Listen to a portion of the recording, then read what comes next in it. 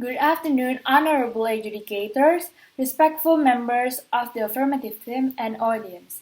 I am Indira Dyza Kirana from 67 Senior High School, Jakarta, will be the first speaker of the opposition team.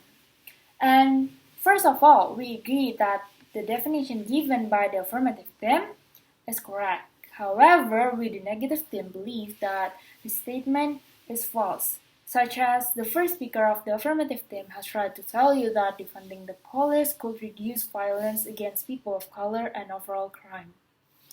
But this is wrong because when police departments' budgets are cut, violence and civilian injuries increase, and departments turn to taxation by citation to raise money.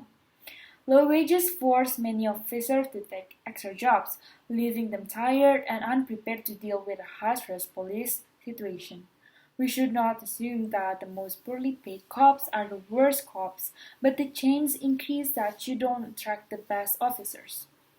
During the 2008 recession, many police departments were forced to cut officers as federal funding decreased. In Memphis, use of force complaints almost doubled as officers in an unstaffed department were required to work overtime. In England and Wales, 2010 police budgets were cut, resulting in more gun, knife, and serious violent crimes. Officers also write more tickets when department revenue is at stake. If appropriately funded, police could focus on crime rather than fundraising. And the first speaker of the affirmative team also said that police officer and police department reforms have not worked. This is wrong because the level of police misconduct is overstated. More or not fewer police are being called for in crime-ridden areas, and reforms are both possible and supported by a majority of Americans.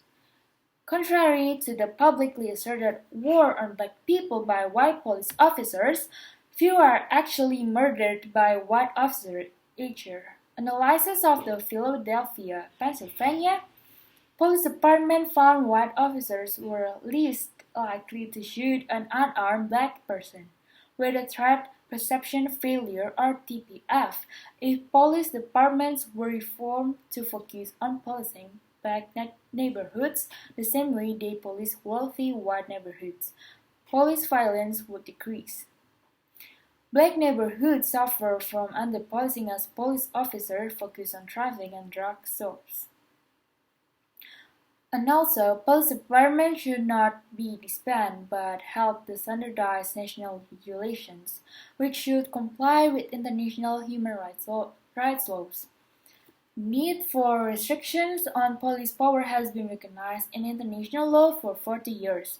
Two basic human rights are involved: the right to life and personal security, and the right of freedom from discrimination. Those rights have also been enshrined in core United Nations standards. Police in other countries do not routinely carry guns, chokeholds are banned, and use of force policies are stricter than in the United States. In Finland, an officer must get supervisor approval before using deadly force, and in Spain, officers must fire a warning shot or shoot a non-vital body part before using lethal force. Officers in Europe train for an average of 3 years compared to 19 months for Americans. These policies result in fewer citizen deaths in those countries. That's all from me. Our second speaker will give more explanation, and our third speaker will sum up our theme case. Thank you. Thank you for your attention.